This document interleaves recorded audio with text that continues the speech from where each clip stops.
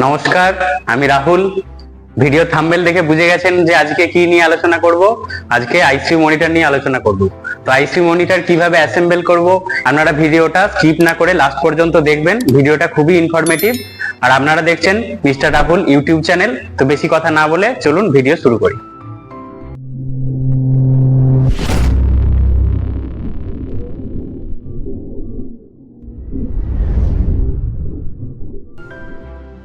তো চলুন আমরা মেন ভিডিওতে আসি। আমাদের কাছে একটি মনিটর আছে, আইসিইউ মনিটর। মনিটরটা কিছুটা এরকম দেখতে হয়। তো এটি একটি ক্ল্যারিটি কোম্পানির মনিটর। এটি একটি মাল্টিপ্যারা মনিটর। তো মনিটরের ইন্টারফেস দেখার আগে আমাকে কিছু কিছু জিনিস জানতে হবে যে মেশিনটা আমি কিভাবে অ্যাসেম্বল করব। আমি যদি একটু খুব ভালো করে দেখি যে এখানে আমার কিছু পোর্ট দেয়া আছে। এগুলো কি পোর্ট? আমি যদি হচ্ছে যে পাওয়ার দিতে চাই, তাহলে আমার এখানে একটি পাওয়ার কেবল লাগাতে হবে। তাহলে এই পাওয়ার কেবলটা আমি এইভাবে লাগাবো এবং খুব ভালো করে খেয়াল করলে দেখা যাবে যে এখানে তিনটি হোল আছে এবং এখানে তিনটি জ্যাকের মতন করা আছে। তাহলে এইটা এইভাবে এখানে আমি অ্যাসেম্বল করে দেবো। এবং হচ্ছে যে এর যে আরেকটি জ্যাক আছে, আমি চেষ্টা করব যে যেটা ইউপিএস লাইন আছে সেই ইউপিএস লাইনে দেওয়ার। এরপর আমি বলবো যে ইউপিএস লাইনে কেন দেব। তাহলে আমরা ইউপিএস লাইনে কেন দেব? ইউপিএস লাইনে এই কারণেই দেব, ইউপিএস লাইনে দিলে কি হবে না, অনেক সময় কি হয় যদি আমরা মেন লাইনে দিই তাহলে দেখা যাবে যে পাওয়ারের একটু এদিক ওদিক হওয়ার জন্য মেশিনের অনেক সময় সমস্যা হয়ে যায়। মেশিনের স্ক্রিনের দেখা যাবে ভিজিবিলিটি কমে যায় বা ঝিলঝিল ঝিলঝিল টাইপ করে। তাহলে আমরা চেষ্টা করব যে কানেকশনটা আমি ইউপিএস লাইনে দেওয়ার। এরপর আরো একটা জিনিস খেয়াল করলে দেখা যাবে যে এটা তো একটা কানেকশন হলো। আরো একটা এখানে কানেক্ট করা যায়, সেটা হচ্ছে যে যদি আমি আরো কোনোভাবে এটা যদি কাজ না করে তাহলে আরো একটি পোর্ট করা আছে, সেখানেও এটা দিয়ে আমরা করতে পারি। এর কত ভোল্টে আমরা হচ্ছে যে দেব এগুলো সব এখানে লেখা আছে। 12 থেকে 15 ভোল্ট ডিসি পাওয়ার দিতে হবে। 3 অ্যাম্পিয়ারের যে আমাদের চার্জার গুলো হয় সেই চার্জার দিয়ে আমরা এটা এখানে চার্জ করতে পারি। আবার কোনো সময় দেখা যায় যে মেশিন ফিউজ হয়ে গেছে, তাহলে ফিউজ হয়ে গেলে এখানে দেখা যাবে যে এখানেও একটা 5 অ্যাম্পিয়ারের ফিউজ দের একটা বাল্ব লাগানো থাকে।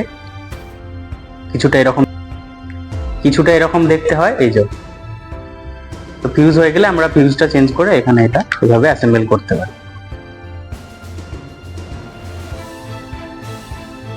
অনেক মনিটরে কি হয়, এখানে প্রিন্টের একটা জায়গা থাকে। যদি আমাদের এইটায় প্রিন্টের জায়গা নেই, কিন্তু অনেক মনিটরে প্রিন্টের জায়গা থাকে। তো আমাদের এটা নেই, এটা নিয়ে আমরা আলোচনা করছি না। এরপর হচ্ছে যে আমরা অ্যাসেম্বলে চলে আসবো, যে আমরা কিভাবে বাকি জিনিসগুলো অ্যাসেম্বল করব মনিটরে। এরপর আমরা খেয়াল করলে দেখা যাবে যে এখানে আরেকটি বোর্ড দেয়া আছে এবং অনেক কিছু এখানে অ্যাসেম্বল করার জায়গা দেয়া আছে। তাহলে প্রথমে আমরা আইসিইউ পেশেন্ট এলে আমরা কি করি, ইসিজি যে গ্রাফ আছে সেটার আমরা প্রোবটা লাগাই। প্রোবটা কি করে লাগাবো, ভালো করে খেয়াল করলে দেখা যাবে যে এখানে কটা ফুটো আছে। এই যে 1 2 3 4 5 6 6টা ফুটো আছে। তো এর যে কানেক্টরটি আছে এখানেও খেয়াল করলে দেখা যাবে যে এখানেও কিন্তু 6টা জ্যাক আছে। তাহলে এটা আমি কিভাবে অ্যাসেম্বল করব, আর একটু ভালো করে খেয়াল করলে দেখা যাবে যে এখানে একটি কাটা জায়গা দেয়া আছে। আর ঠিক তার উল্টো দিকে এখানটায় একটা ওই কাটা জায়গাটা যেভাবে ঢোকানো যায় সেখানে একটা জায়গা করা আছে। তাহলে আমি কি করব, এই যে কাটা জায়গাটার মাপে কিন্তু আবার এখানে একটা দাগ দেয়া আছে। তাহলে আমি সিম্পলি এটা এইভাবে ধরে এরকম করে ঘোরাবো না বা এরকম করে উঁচু নিচু করবো না, জাস্ট এটা এর মধ্যে এরকম সেট করে দেবো, তাহলে কিন্তু ঢুকে যাবে। এবার যদি কোনো সময় খুলতে হয় আমি কিন্তু এইভাবে টানাটানি করবো না বা এইভাবে ঘোরাবো না, তাহলে কিন্তু এই জ্যাকগুলি ভেঙে যাবে। তাহলে আমি কি করতে হবে, এরকম সিম্পল ধরে এইভাবে টানলেই কিন্তু খুলে যাবে। আবার ঢোকানোর সময়ও ঠিক এই দাগটা এই দাগের সঙ্গে মিলিয়ে এইভাবে ঢুকিয়ে দিতে, তাহলে হয়ে যাবে। তাহলে ইসিজি তো কানেক্ট করা হয়ে গেছে, ইসিজি প্রোব। এরপর আমরা SpO2 প্রোব কানেক্ট করবো। SpO2 প্রোব কোথায় কানেক্ট করব না, এখানে ভালো করে খেয়াল করলে দেখা যাবে যে SpO2 লেখা আছে। এবার SpO2 প্রোবটা আমরা কিভাবে কানেক্ট করব, একটু ভালো করে খেয়াল করলে দেখা যাবে যে এখানে কতগুলো ফুটো করা আছে। উপরে কটা আছে 1 2 3 4 5 6, আর নিচে আছে 1 2 3 4 5 1 2 3 4 সরি 4। তাহলে উপরে 6টা নিচে 4টে। সেম এখানেও দেখা যাবে যে উপরে 6টা নিচে 4টে আছে। তো সিম্পলি আমি কি করব, এটা আমি এখানে এইভাবে পুশ করে দেব। যখন এভাবে পুশ করলাম আবার সেম এইভাবেই আমি খুলবো। যদি আমি এটা হচ্ছে যে অন্যরকম ভাবে ঢোকানোর চেষ্টা করি তাহলে কিন্তু পিনগুলো ভেঙে যাবে। পিনগুলো ভেঙে গেলে কাজ করবে না স্যাচুরেশন ঠিকঠাক আসবে না এবং আমরা ঠিকঠাক ভাবে ভাইটালস মাপতে পারবো না। তাহলে ইসিজি প্রোব দেখা হয়ে গেল, SpO2 প্রোব দেখা হয়ে গেল। এরপরে আর কি বাকি আছে? এখানে আরো দুটো পোর্ট করা আছে, একটা T1 লেখা আছে, একটা NIBP লেখা আছে। হ্যাঁ চলো, T1 মানে টেম্পারেচার, ঠিক আছে। আমরা যদি কোনো পেশেন্টের ডিজিটালি টেম্পারেচার চেক করি তাহলে আমি এই পোর্টটা এটা ঢুকিয়ে দেবো এবং পেশেন্টের স্কিনে আমি লাগিয়ে টেম্পারেচার চেক করব। আর একটা বাকি রয়ে গেল NIBP, মানে আমি যদি কোনো পেশেন্টের বিপি দেখতে চাই তাহলে আমরা NIBP লাগাবো। NIBP কিভাবে লাগাবো? এই যে পাইপটা দেয়া আছে এখানে এটা আমি ইনসার্ট করে দেবো। এবার এই NIBP-র আবার দুটো ভাগ আছে, এখান দিয়ে একটা খোলা যায়,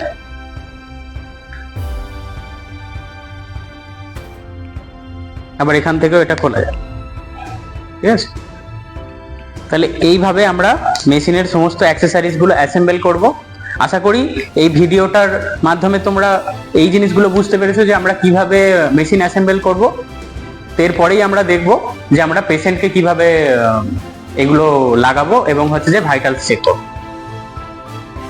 তাহলে প্রথম আমরা হচ্ছে যে ইসিজি, যদি কোনো পেশেন্ট আছে ইসিজি আমাকে লিড লাগাতে হয় বা ইসিজি কেবল লাগাতে হয়, তাহলে আমি কিভাবে লাগাবো? তো আমার কাছে হাতে কটা এরকম জিনিস আছে, এগুলোর কি নাম? কেউ বলতে পারবে? বল। Chest lead. এর আরো একটা নাম আছে, সেটা হচ্ছে ইলেকট্রডস। এগুলোকে আমরা চেস্ট লিড বা ইলেকট্রডসও বলি। এগুলো আমরা কিভাবে অ্যাসেম্বল করব? এই যে এখানে একটা এরকম জায়গা করা আছে এবং এখানেও একটা এটা ঢোকানোর মতনই জায়গা করা আছে। তাহলে এটা আমি প্লেন এইভাবে অ্যাসেম্বল করে নেবো। তাহলে আমরা যদি খেয়াল করি দেখা যাবে যেখানে কিন্তু কালার করা আছে, কালার কম্বিনেশন করা আছে এবং বিভিন্ন রকম জিনিস লেখা আছে, ইংরেজির বড় হাতের আলফাবেটস লেখা আছে এখানে। এগুলো কি কারণে লেখা আছে, এগুলোর কি কি নাম আছে সব বলবো, বোঝাবো। ভিডিওটা স্কিপ না করে লাস্ট পর্যন্ত দেখতে থাকবেন, অবশ্যই কিছু না কিছু নতুন কিছু জানতে পারা যাবে।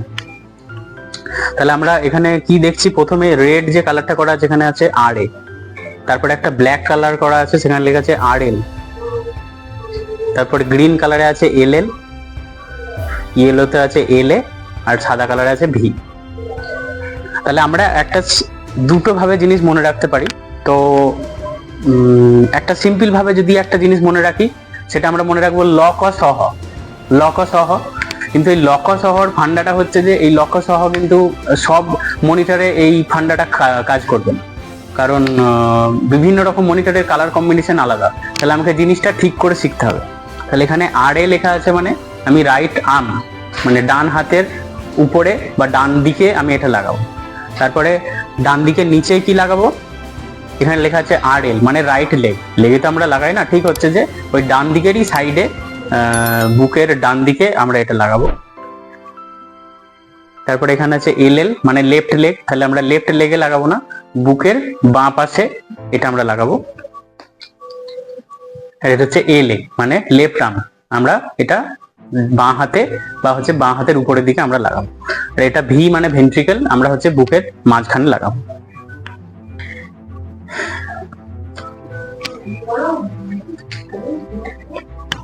এরপর অনেক সময় আমরা দেখি যে পেশেন্টের হচ্ছে যে এরকম বুকেতে অনেক লোম থাকে, তাহলে আমরা কি করব? আমরা কিন্তু কখনোই হচ্ছে বুকের লোমেতে এই লিড গুলো লাগাবো না, তাহলে পেশেন্টের অসুবিধা হবে খোলার সময়। আর একটা সব থেকে বড় অসুবিধা হবে যে ইসিজির গ্রাফ গুলো ঠিকঠাক আসবে না, ভুলভাল আসবে বা অনেক সময় আসবে না। তাহলে আমি কি করলাম, কি মনে রেখেছিলাম? লক সহ। তাহলে এই যে আমার লাল কালারের তাহলে আমি কোথায় লাগাবো? ডান দিকে লাগাবো পেশেন্টের। তাহলে পেশেন্টের এখানে খেয়াল করলে দেখা যাবে যে অনেক লোম হয়ে আছে, তাহলে আমি ওর হাতের এই জায়গায় লাগাতে পারি অথবা এখানটায় আমি লাগাতে পারি। এরপর কয়ে কি করব?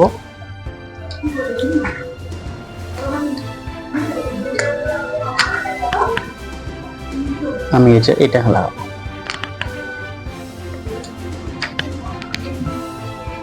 তারপরে এই সবুজটা আমি বাঁ দিকের এই সাইডে লাগাবো। এরপর ইয়েলোটা মানে লেফট আর্ম বলছে, তাহলে এনার এখানে কিন্তু অনেক লোম আছে, তাহলে এটা আমি কি করব? এই যে ডান হাতের যে এই জায়গাটা আছে আমি এটা এখানে লাগিয়ে দেবো। এরপর V মানে ভেন্ট্রিকল, তাহলে হিসাবে বাঁ দিকের মাঝখানে এই বরাবর লাগানো উচিত, যেহেতু ওনার লোম আছে।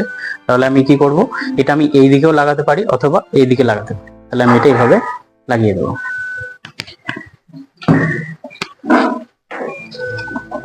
এবার মনিটরে খেয়াল করলে দেখা যাবে যে এখানের ইসিজির গ্রাফ আসছে।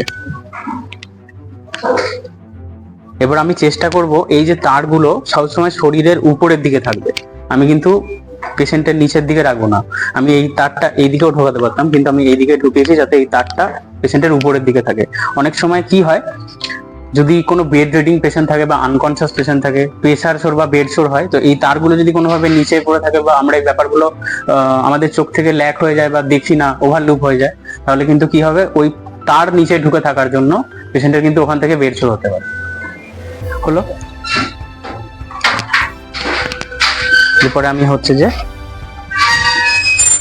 স্যাচুরেশন প্রোব লাগিয়ে দেবো। অ্যাসেম্বল করা তো আগেই দেখিয়েছি।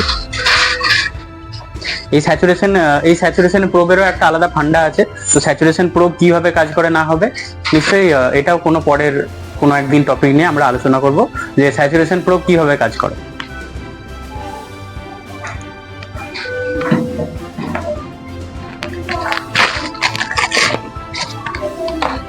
এটা হচ্ছে এনআইবিপি, যেটা দিয়ে আমরা প্রেসার মাপবো। এটা আমরা কিভাবে মাপবো, এটা আমরা চেষ্টা করব যে পেশেন্টের বাঁ হাতেই দেওয়ার। এরপর জিনিসটা এরকম দেখতে হয়। এবার খেয়াল করলে দেখা যাবে যেখানে একটা অ্যারো চিহ্ন দেওয়া আছে, লেখা আছে আর্টারি, দেখা যাচ্ছে, এবং এই যে একটা পাইপ দেওয়া আছে। তাহলে আমরা চেষ্টা করব আমাদের যে এখানে আর্টারি আছে, যেখানে আমরা বিপি দেখি, তাহলে এই লেখাটা ওই বরাবর দিতে হবে। তাহলে আমাকে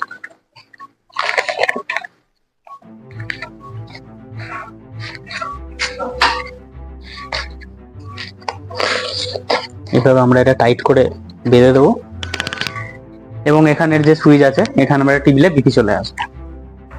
এরপরে হচ্ছে টেম্পারেচারের প্রোব। তাহলে টেম্পারেচারের প্রোব তো অ্যাসেম্বল করা আগেই দেখিয়ে দিয়েছি। এটা মাইক্রো করছে। তাহলে এইটা আমরা কোথায় দেবো, এটা কি জানিস কি তোরা?